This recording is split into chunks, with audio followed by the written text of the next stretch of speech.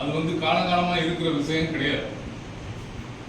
குழந்தைகள்னா அவங்க ஒரு மலர்கள், அது அப்படிதான் பார்த்துக்கிற ஒரு சமூகம் நம்ம சமூகம், மனித சமூகம். ஆனா இப்பெல்லாம் அந்த குழந்தைகளை பாதுகாக்கிறது 2 வயசு பிள்ளை, 4 வயசு பிள்ளை, 8 வயசு பிள்ளைகள்லாம் அந்த பிள்ளைகளுக்கு ஏற்படுற அநீதி, அந்த பிள்ளைகளை அந்த தவறான வழியில கையாளுற சூழல் இப்ப அதிகமா இருக்கிறதுனால இதுக்கு தனி சட்டமே போடுற அளவுக்கு ஆயிடுச்சு. போக்சோ சட்டம்னு அந்த சட்டத்தையே போட்டுருக்காங்க. இதுல பாதிக்கப்படுறது யாரு அப்படின்னா பொம்பளை பிள்ளைங்க, சின்ன பிள்ளைங்க. ஆனா யாருக்காக படுறது? பொம்பளை பிள்ளைகளுக்கு, சின்ன பிள்ளைகளுக்கு. ஆனா அவங்க பாதிக்கிறோம்ங்கிறது அவங்களுக்கு தெரியுதானா? தெரியல. அந்த விழிப்புணர்வை ஆசிரியர்களும் பெற்றோர்களும் சமூக அக்கறை உள்ள அத்தனை பேருமே அந்த பிள்ளைகளுக்கு அவங்களுக்கு வேண்டியவங்க அந்தந்த சூழல்ல நம்ம அவங்களுக்கு நல்ல அறிவுரைகளை வழங்கணும். நல்ல தொடுதல், கெட்ட தொடுதல், நல்ல பார்வை, கெட்ட பார்வை, ஒரு பிள்ளைய ஒரு ஆண் எப்படி பார்க்கணும் அப்படிங்கிற இது நம்ம அவங்களுக்கு அந்த நல்ல பயிற்சியும் நல்ல தெளிவையும் கொடுக்கணும். எஜுகேட் பண்ணா அவங்களுக்கு யார் தப்பானவங்கிறத அடையாளம் கண்டு தன்னை தற்காத்துக்கிறதுக்கான முயற்சியாவது அந்த பிள்ளைய ஏற்படுத்த முடியும். அதனாலதான் இதுல இது முக்கியமான விஷயம். அதுக்கடுத்து இப்படிதான் அப்படின்னு இல்லை, நிறைய பிள்ளைங்க பாதிக்கப்படுறாங்க. அந்த பிள்ளைய அதை சொல்ல கூட தெரியல. அப்ப பெற்றோர் தினம் பள்ளிக்கூடத்திலேயோ பொது இடங்கள்லயோ என்ன நடந்துச்சுங்கிறது எல்லாத்தையும் கேட்டு பிள்ளைகளை ரொம்ப பராமரிக்க வேண்டிய கட்டாயம் இந்த சமூக சூழ்நிலையில இருக்கும். அதனால பெற்றோர்கள் மிகச்சிறந்த அக்கறையோடு இருக்கணும். நாம கோயிலுக்கு தான் அனுப்பிட்டோம், பள்ளிக்கூடத்துக்கு தான் அனுப்பிட்டோம், இங்கதான் அனுப்பிட்டோம், அங்கதான் அனுப்பிட்டோம், நிம்மதியா இருப்போம், அதெல்லாம் இல்லவே இல்லை. ஏன்னா நம்ம சொல்றதையும் பொம்பளை பிள்ளைகளுக்கு நடக்கிற அநீதிகளை வச்சு சொல்றப்ப, நீ கோயிலுக்கே போனாலும் ஆண் சாமியா இருந்தால் நீங்க 10 அடி தள்ளி நின்று முடியும், பெண் சாமியா இருந்தா பக்கத்துல போய் முடியும்.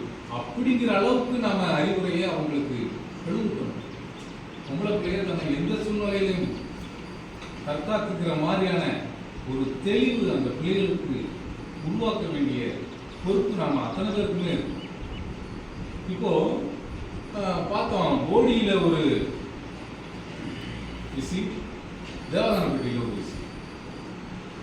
தேவதானப்பட்டியில தண்டனை கொடுத்தவர் மதிப்புக்குரிய போக்சோ நீதிபதி, மாவட்ட நீதிபதி கணேஷ். அவர் என்னோட தினம் பந்தலாடு. அந்த நிகழ்வு மட்டும் இந்த சமூகத்தின் பார்வையில் வைக்கிறேன். அவரு இரட்டை ஆயுள் தண்டனை கொடுத்தேன். அவருக்கே டென்ஷன் ஆகி ரொம்ப ஸ்ட்ரெஸ் ஆயிடுச்சு. அந்த கேஸ் என்ன அப்படின்னா, கொரோனா காலங்கள்ல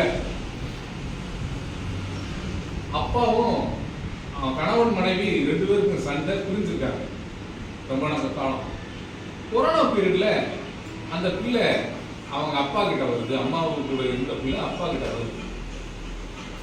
வீட்டை விட்டு வெளியே போகாத காலகட்டம், ஊரடங்கு உத்தரவு பிறப்பிச்ச நேரம், அப்பாவும் மகளும் இருக்காங்க. இந்த காலத்துல கொஞ்ச நாள்ல அந்த பிள்ளை கன்சீவ் ஆயிருக்கு. கன்சீவ் ஆகி அப்பயும் பிரச்சனையே இல்லை. அவளுக்கு ஜிஹெச்சுக்கு போறாங்க, குழந்தை பிறகுது. இது குழந்தை இல்லையவும் அந்த பிள்ளைக்கு குழந்தை பிறந்திருக்கு அப்படின்னு இன்ஃபர்மேஷன் வந்தோடனே காணாவளுக்குல இருந்து போலீஸ் எஃப்ஐஆர் ஆகுது.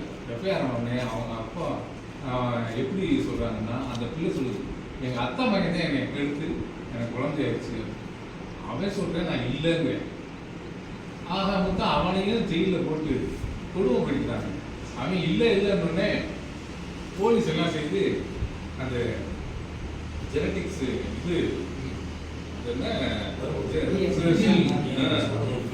மரபணு சோதனைக்கு அனுப்புறாங்க. டெஸ்ட் அனுப்புனா அந்த பையன் இல்லை. அது பிறகு யாரோட இது கூட இருந்தவங்க அப்படின்னா, அவங்க அப்பாவுடைய ஜீனும் இந்த பிள்ளையோடைய ஜீனும் ஒத்து போகுது. அப்போ விசாரிக்கிறதுல அவங்க அப்பா சொல்லி கொடுத்துருக்காரு, என்னைய சொன்னா அவன் வாழ்க்கை கெட்டு போயிடும், அந்த பையனை சொன்னா அந்த பையனை வச்சு கட்டி வச்சுக்கலாம். ஒரு அப்பாவே தன்னுடைய குழந்தைய எடுத்த ஒரு நிகழ்வு சமூகத்தில் நடக்குது அப்படின்னா வேற யாருக்கு அந்த பிள்ளை எங்க போய் பாதுகாப்பு?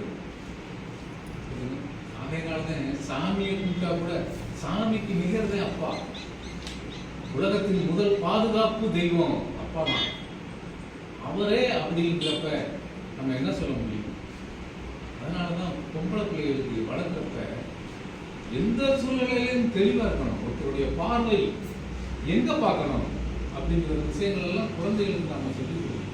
இதுக்கடுத்து ஒவ்வொரு பெற்றோரும் தன்னுடைய இயலாமை அதெல்லாம் இயலான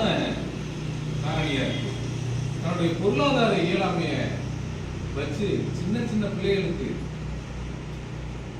கல்யாணத்தை முடிச்சு வச்சிருந்தாங்க.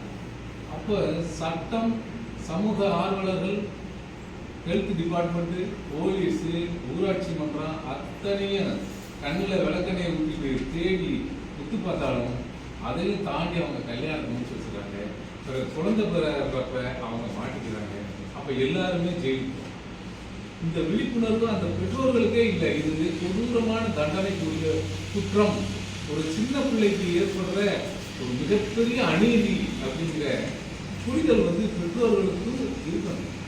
தன்னால முடியலன்னா அப்படி கல்யாணம் முடிக்காமே இருந்து பொம்பளை பிள்ளைன்னா அது பாதுகாக்கப்பட வேண்டிய ஒரு அம்சம். அதை எந்த அளவுல கொண்டு வந்து அதுக்கு பிறகு ரெக்க முளைச்ச பிறகு பறக்க விடணும். அதுக்கு முதவே நீ பறக்க விட்டு அது உடல் உபாதைகளுக்கும் அதுக்கு அந்த வாழ்க்கையை சீரழிவுங்கிறது அதுக்கு பொருத்தமான வார்த்தை தான். சீரழிவு இந்த மாதிரி நிகழ்வுகள்லாம் பிள்ளைகளுக்கு நடக்குது. பாதுகாப்பற்ற சூழ்நிலையில எந்த பிள்ளையும் இருக்கக்கூடாது, தனிமையில எங்கேயும் இருக்கக்கூடாது. இந்த மாதிரி விஷயங்கள்ல பெற்றோர்கள், சமூகம் அக்கறையோடு இருந்தாதான் இந்த பொம்பளை பிள்ளைகளுக்கு சரியான பாதுகாப்பை வழங்க முடியும். அதனால நாம இந்த சமூகம் வந்து சேர்ந்து அத்தனை பேரும் ஒருமித்த கருத்துல இருந்தாதான் தெரிஞ்சு தெரியாம நடக்கிற குற்றங்களை நம்ம இனம் காண முடியும். அரசாங்கம் அவங்களுக்கு நிறைய பாதுகாப்பான விஷயங்கள் நிறைய அரசாங்கம் செய்யுது. அரசாங்கம் அவ்வளவுதான் செய்ய முடியும். ஒரு பிள்ளைக்கு ஒரு அபியூஸ் நடந்துச்சுன்னா அதுக்கு இல்லத்துல அப்பா அம்மாவே வேண்டியதில்லை, இல்லங்களில் வச்சு பாதுகாப்பு இல்லங்களை வச்சு அவங்களுக்கு நல்லா பராமரிக்கிறது நிறைய சட்டங்களை வகுக்குது. இதெல்லாம் நாம முதல்ல தெரிஞ்சுக்கணும். பொம்பளை பிள்ளைக்கு அப்பா அம்மாவே தேவையில்லை, அரசாங்கம் பார்த்துக்கிறோம். அந்த இடத்துக்கு நம்ம கொண்டு போய் ஃபோக்கஸ் பண்ணணும். அதுதான் முக்கியமான விஷயம்.